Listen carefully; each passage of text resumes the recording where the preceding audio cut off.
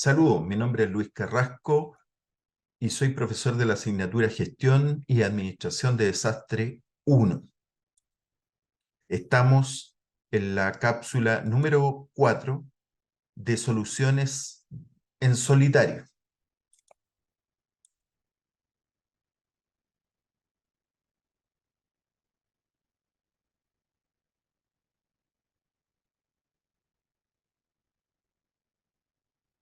Bien, frente al tema de las soluciones en solitario, que a lo mejor es una de las situaciones que nadie quiere estar, ¿cierto? Que toda la presión recaiga en una pura persona. Existen tres formas de pensamiento aplicado frente a esa toma de decisiones. La toma de decisión propiamente tal, la solución de problemas y el pensamiento creativo. Todos pueden coincidir, pero las podemos diferenciar una de la otra. Y vuelvo a insistir en el tema de que hay un estrés frente a un especialista que va a tomar las decisiones o que tiene que asesorar y es una persona única y que muchas veces se repite y se da a lo largo de la emergencia. Bueno, la toma de decisiones hace referencia al hecho de decidir qué acción tomar, implica, como ya hemos dicho, qué acción tomar entre diferentes opciones. Si hubiese una opción única, no habría problema, porque sabemos que es la única posibilidad. El tema está en que muchas veces las opciones, las posibilidades se parecen o son diametralmente diferentes. Entonces, eso supone que uno tome una decisión con rapidez, de forma oportuna, sobre una situación que es bastante estresante y bajo mucha presión. Ahora, creo que no lo he dicho, digamos, en el resto de las cápsulas, pero muchas veces estas opciones pueden ser opciones que sean diferentes en la forma y hay otras que pueden que sean diferentes en el fondo. Y también mezclada o mixta en la forma y en el fondo. Por lo tanto, hay que tener cuidado, ¿no? Eh, cuando algo apunta hacia el mismo lado, pero se hace de forma diferente, o cuando optamos por algo que prioriza en una dirección frente a otra dirección para, en definitiva, solucionar el problema global.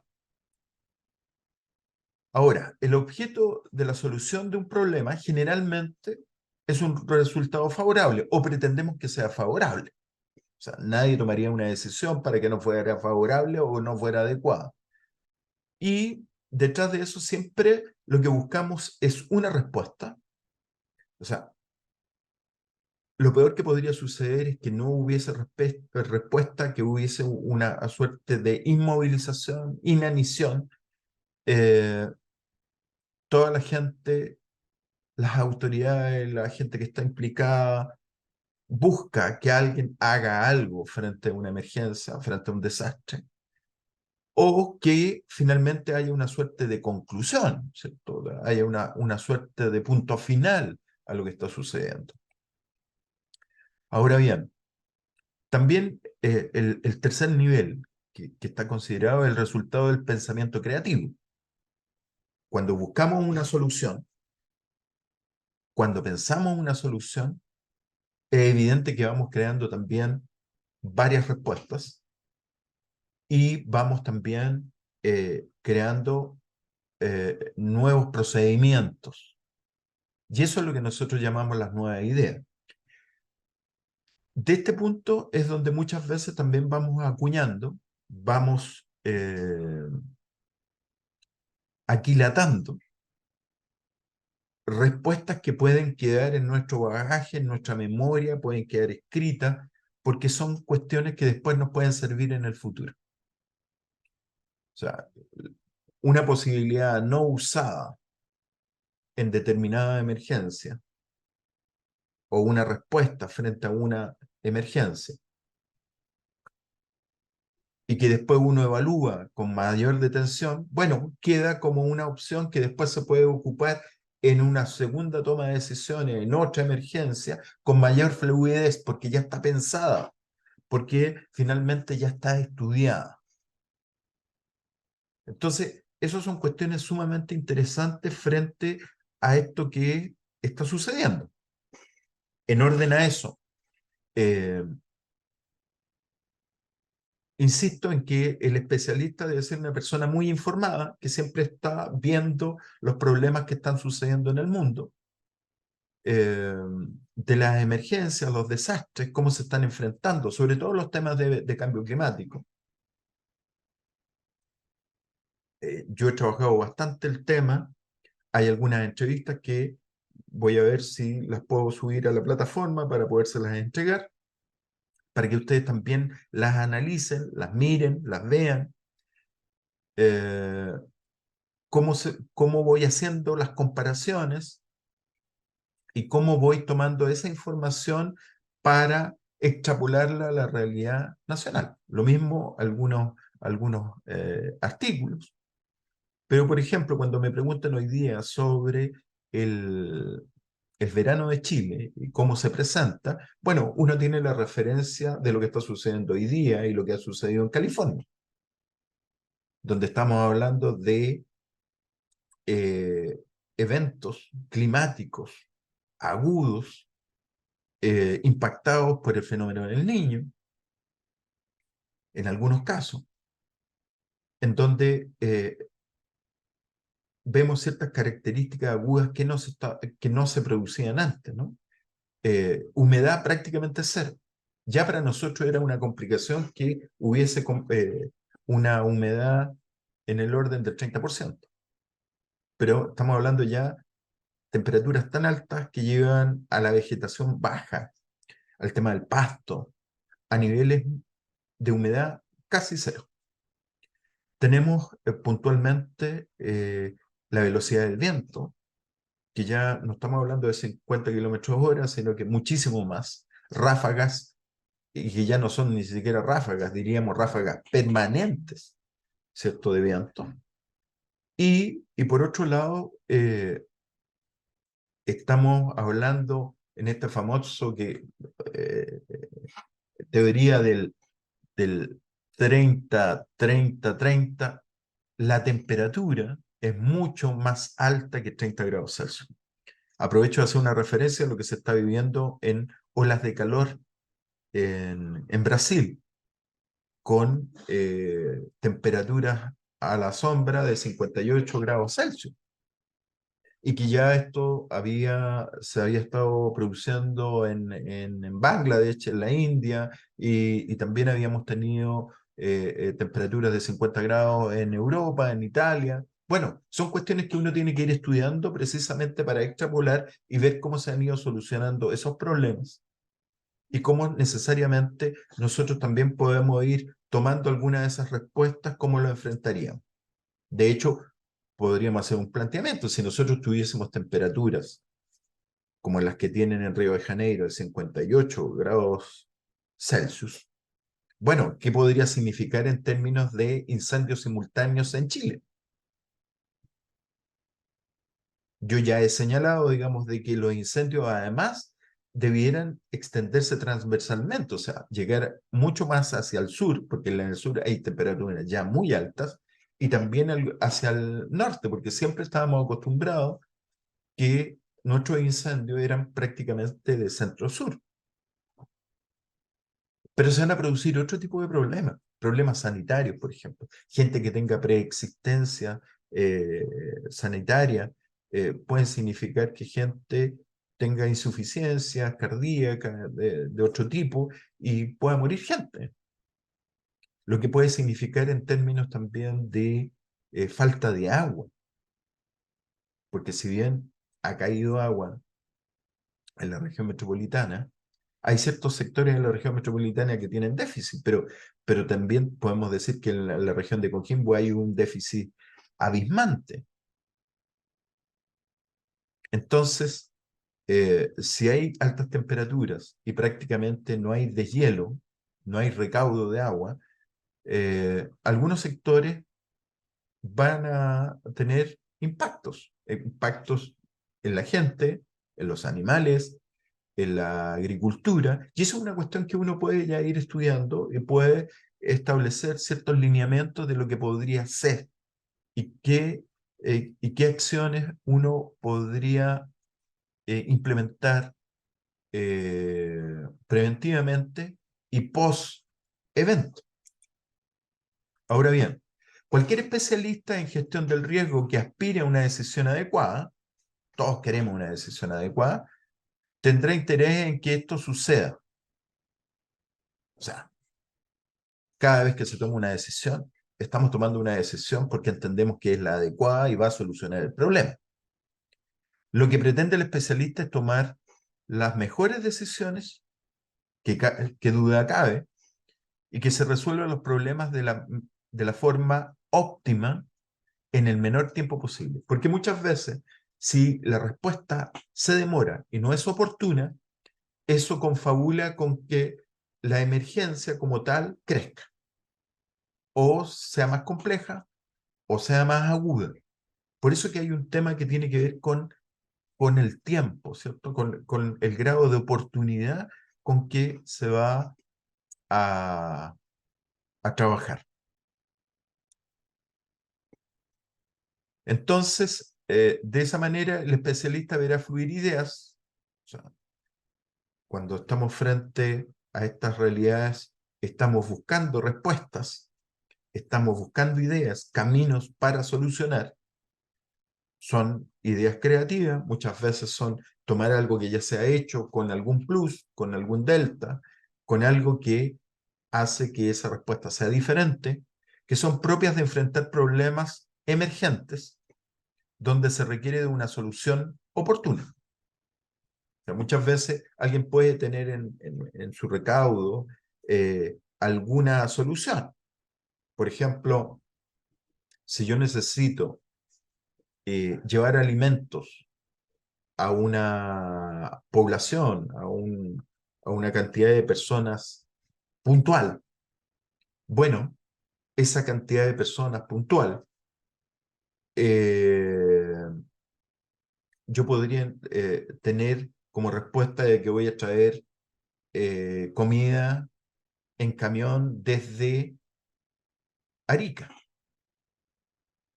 ¿Es una solución? Claro, es una solución, pero a lo mejor es una solución tardía. Ahora, si estamos hablando de alimentación que ha estado sometida a alguna contaminación y la comida que está en Arica es la que no está contaminada, sigue siendo una buena opción, porque estamos hablando de una comida, de un alimento que no está contaminado. Pero si tenemos la opción de que ese mismo cargamento que se mueve en camión, parte de esa comida, ¿cierto? Una ración crítica, sea trasladado por avión, vía aérea, puede dar una mejor solución. Mientras estamos con una ración crítica inicialmente y después eh, viene avanzando de forma terrestre el resto de los alimentos, puede ser, ¿cierto?, una respuesta creativa a un problema que ha sido planteado de forma, ¿cierto?, impensada. Entonces son todas cuestiones que están ahí como a nuestra mano, pero que tenemos que ir conformando, creando y desarrollando. Ahora, eso dará plano a ciertas innovaciones, porque muchas veces cuando se toma ese tipo de decisiones y dan buen resultado, esto queda, ¿cierto?, como algo que se va a trabajar eh, durante un tiempo o es algo que va a quedar instituido frente a las posibles acciones o respuestas que se tengan que dar. Eh, por lo tanto, son innovaciones en el escenario de las emergencias diferentes, poco conocidas. O sea, cuando estamos hablando del tema del cambio climático, los eventos van a ser poco conocidos. Son cuestiones que no estamos acostumbrados y que finalmente vamos a tener que responder con acciones que sean innovadoras. La experiencia, en este caso, que se aquilata es insumo de la respuesta para la emergencia que viene. O sea, cada una de las acciones que nosotros hacemos, eh, que elaboramos, finalmente también nos sirven para lo que sigue. Lo que nosotros hicimos este verano o el anterior frente a un gran incendio, por ejemplo, el 2017, cuando se trabaja por primera vez con los supertankers, eso ya crea una experiencia frente a lo que significaría trabajar con aviones tanqueros, o sea, de gran capacidad de agua, en el futuro. Todo esto tiene ciertas complejidades, o sea, la gente lo puede, el que no es especialista lo puede mirar de forma simple, pero un avión tanquero que mueve muchísima carga de agua, estamos hablando de 10.000 litros, 30.000 litros de agua, en fin, depende, digamos, del modelo. Esto significa que requiere un tipo especial de aeropuerto, de partida, no puede aterrizar en cualquier parte. Y también requiere de un espacio aéreo. Entonces, cuando yo uso un avión de esa envergadura para atacar un incendio, tengo que sacar aviones menores porque están dentro de su espacio aéreo. O sea, todo tiene una complejidad. Todo significa que cuando se controla un incendio, por ejemplo, no es solamente porque se lanzó agua y no es porque un avión lanzó agua, sino porque hay una estrategia, ¿cierto?, tejida, compleja, en donde se trabaja desde el tema terrestre, tema aéreo, y donde se va desarrollando por etapas hasta finalmente poder controlar. Aquí también quiero enganchar con una situación que son de las mismas informaciones que uno puede, cierto, capturar de lo que está sucediendo en Estados Unidos, en California. Eh, Cuando comenzaron este tipo de incendios, entre comillas, diferentes, en condiciones, ¿cierto?, del 30-30-30, que ya al final no era así, ¿cierto? Ya no eran 30 grados de calor, así como lo que está sucediendo en Brasil, son 50 y tantos grados de calor. Ya no son 30 nudos hora de velocidad del aire, sino que ya estamos hablando de 50 y de ráfagas permanentes de aire que ayuda a la propagación del fuego. Y ya no estamos hablando de un 30% de humedad, sino que prácticamente 0% de humedad, lo que facilita el tema de los incendios. Bueno, en esa realidad, el ataque al incendio requiere del insumo, requiere de la información adecuada, ¿cierto?, de la información verídica que puede dar el tema de un pronóstico climático anticipado. O sea, podemos saber prácticamente, y eso es lo que dan los estudios en Estados Unidos, que dado este pronóstico anticipado de 72 horas, podemos saber qué día, a qué hora va a ser el momento más propicio para controlar el incendio. Bueno, asimismo, ¿cierto? Como tengo yo información de lo que está sucediendo en Estados Unidos, bueno, yo también puedo tener la información de lo que pasa en Australia, de lo que pasa en España, de lo que pasa en Portugal. Estamos, ¿cierto?, en estaciones cambiadas. Entonces, eso significa que el material que ellos dejan de usar porque pasan a invierno y yo paso a verano, también se puede conseguir arrendar de forma más barata, a menor costo. Bueno, son todas decisiones que también se pueden ir desarrollando con el tiempo, eh, con un tiempo de antelación. Y lo que quiero coincidir es que con esa información a mí me permite también una, una información de calidad, una cantidad de datos de calidad sumamente importante para lo que tengo que hacer. Entonces ahí hay un punto muy gravitante y son similares. Puedo tomar eso, como han respondido.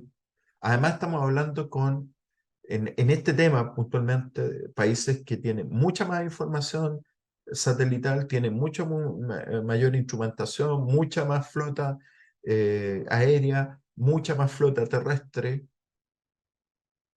Entonces, muchas veces cuando alguien dice, bueno, si pasó allá, aquí podría o no, bueno, es muy probable que aquí suceda y sea mucho más complicado, porque nosotros en varios de los ítems en donde ellos son muy potentes, así como España y Portugal, que son muy potentes, nosotros tenemos menos capacidad, pero ya tenemos algunos antecedentes, lo que es importante, ¿cierto? En términos de cómo ha ido, de alguna forma, Chile preparándose. Pero también hay varios temas que a lo mejor quedan al debe. Bueno, eso es una cuestión que vamos a hablar después. Podemos, yo desde ya los invito a que si alguien quiere hacerme algunas consultas, ¿cierto? A través del correo. Y bueno, vamos a abrir también el chat para que podamos intercambiar alguna idea. Y pienso también invitarlos a una clase sincrónica, a los que puedan, y si no, para los que no puedan, va a quedar grabada, para que podamos ir hablando un poco sobre estas situaciones, sobre estas realidades que estamos estudiando. Entonces, quedémonos en la idea de que la experiencia aquí también es muy importante y es un buen insumo para la emergencia que viene.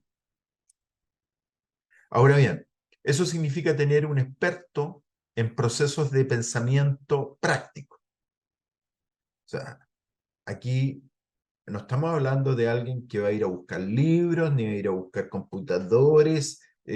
Bueno, si los tiene y si es posible, bienvenidos, pero muchas veces también vamos a estar tomando decisiones en pocos minutos eh, frente a la emergencia o con la emergencia que ya nos va sobrepasando, ¿cierto?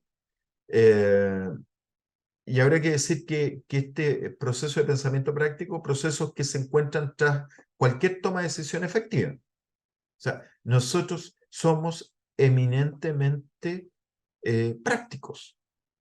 O sea, nadie va a buscar un libro para tomar una decisión diaria. Y cuando es un poco más compleja también. O sea, y tiene que tomar esta decisión rápida.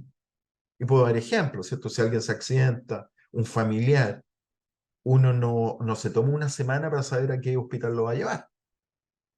Creo que en un tema de minutos está tomando una decisión en términos de a qué servicio lo va a enviar y eh, además de enviarlo a ese servicio, digamos, y tomando opciones, qué médico lo va a tratar o qué especialista quiere que lo trate. Ahí hay todo un tema, ¿no? Y eso es bajo presión. Y es un poco esto, ¿no? ¿Por qué? Porque muchas veces cuando estamos hablando de algo que es una emergencia de vida o muerte, estamos diciendo que en 5 minutos puede hacer la gran diferencia entre que la persona esté viva o esté muerta. Ahora, todas estas decisiones en solitario, porque corresponden a una persona, ¿cierto? Que conllevan la solución de problemas o pensamiento creativo. O sea, siempre hay una suerte de estar creando unas respuestas alternativas. O sea, cuando yo estoy enviando a alguien a la clínica, seguramente también estoy pensando qué puede significar el costo si esto se alarga y si lo tengo que enviar a un hospital público y si mi prestación de salud me cubre o no, mi programa si es así o no, si esto me sorprendió estando de vacaciones y estoy en el sur. Bueno, son todos elementos, insumos que eh, llegan en un momento en que uno toma una decisión. Eso en algo muy particular y familiar a lo mejor, ¿no? Pero eso también sucede cuando se produce una lluvia intensa, cuando somos parte de un incendio, somos también somos impactados por un aluvión. Son situaciones eh, poco conocidas muchas veces, pero que finalmente tenemos algunas ideas preconcebidas en donde también nosotros como especialistas hemos ido estudiando y finalmente vamos desarrollando formas de procedimientos para responder. Ahora, no se pueden garantizar los resultados. O sea, y sobre todo en estas condiciones siempre hay una posibilidad de que uno pierda o que algo falle. puesto que el desconocimiento de las líneas causales tiene un valor desequilibrante. Muchas veces cuando yo no tengo toda la información o no es la información relevante, es probable que yo tome una decisión fallida. Pero aun cuando sea fallida, muchas veces esa decisión fallida o que ha tenido algo de pérdida, con toda seguridad, muchas veces ha sido una decisión que ha sido mejor que no tomar una decisión. Por lo tanto, los procesos de pensamiento testeados en emergencias serán de gran utilidad. Entonces, ahí también hay un tema que hay que establecer, digamos, cuando alguien está tomando una decisión y cuando se ha dado un fenómeno particular, bueno, uno va quedando con ese bagaje, digamos, de cómo sucedió, cómo actuaron las instituciones, cómo actuaron las ayudas, cómo actuó el hospital, cómo actuaron el sector del transporte. Finalmente son cuestiones que uno va aquilatando, va a ir guardando, ¿cierto? En términos de qué es lo que significó y si en una próxima vez yo tomaría esa misma decisión o no. Eh, Muchas veces eh, uno logra el objetivo, pero después uno, en ese sentido, ha sido eficaz, ha logrado el objetivo, pero después tiene que ver qué tan eficiente fue, en qué tiempo se produjo, con qué recursos, con qué gente, cómo se movió esto para lograr el objetivo. Hay que tener en cuenta que hay dos aspectos fundamentales frente a una toma de decisión en una emergencia. La información de buena calidad a la que podemos acceder y lo que somos capaces de hacer con ella. ¿Por qué digo? Porque aquí se produce un tema siempre importante, que esto es como una caja mágica, ¿no? Si yo meto verdad, saco verdad. Si yo meto mentira, saco mentira. Entonces, si hay mala información o información sesgada, la decisión puede ser pésima.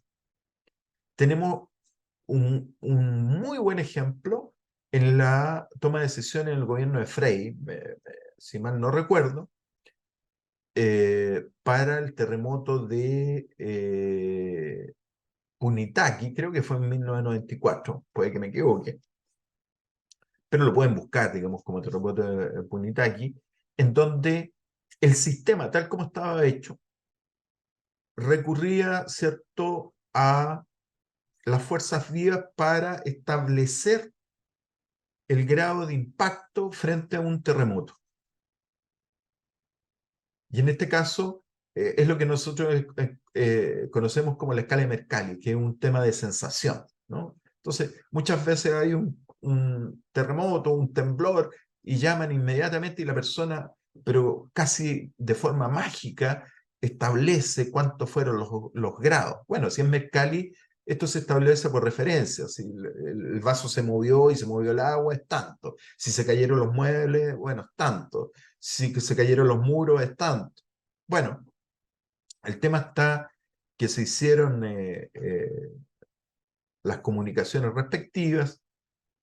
Me acuerdo que salió en directo en ese momento el ministro del Interior, me parece que era Figueroa, el ministro que después se hizo famoso con el tema del carnet de identidad.